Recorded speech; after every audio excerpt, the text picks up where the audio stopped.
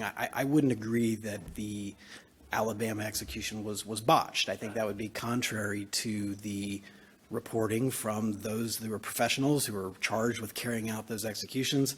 Now, certainly there is reporting from people who are, professionally in the business of trying to abolish the death penalty that are going to characterize that execution a certain way. 4 news organizations were invited to witness the execution, none of which are in the business of abolishing the death penalty.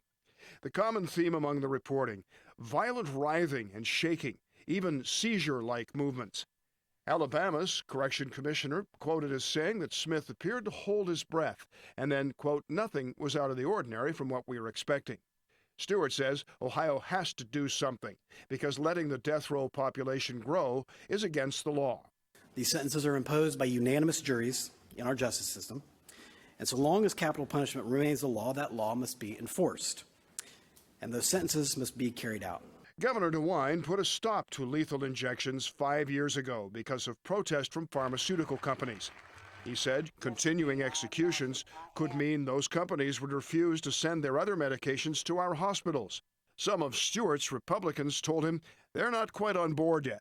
My reservation about this bill is, and I believe what you're saying about nitrogen hypoxia, but it hasn't yet been blessed, if you will, by the Supreme Court.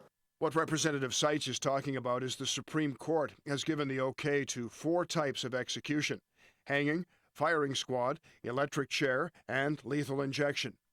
Ohio's statute only recognizes lethal injection, so a bill could be introduced to go back to one of the older methods, but Stewart says nitrogen is the better method, citing the case of Russell Bucklew out of Missouri. He suggested that nitrogen would be less painful than lethal injection. The justices ruled it wouldn't be, but they didn't make any determination about nitrogen as a method of execution. But I think reading that case, it would suggest that a court that has already blessed hanging, the electric chair, and the firing squad would likewise, if challenged, bless a method that we believe, and I think defense counsel and clearly inmates believe, is less painful and more humane than those other methods. Ohio has 117 inmates on death row.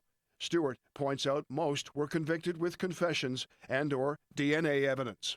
And I do believe that, saying that there are certain crimes, certain murders that warrant where you forfeit your own life is a more severe punishment, and that life without parole is not quite the same thing.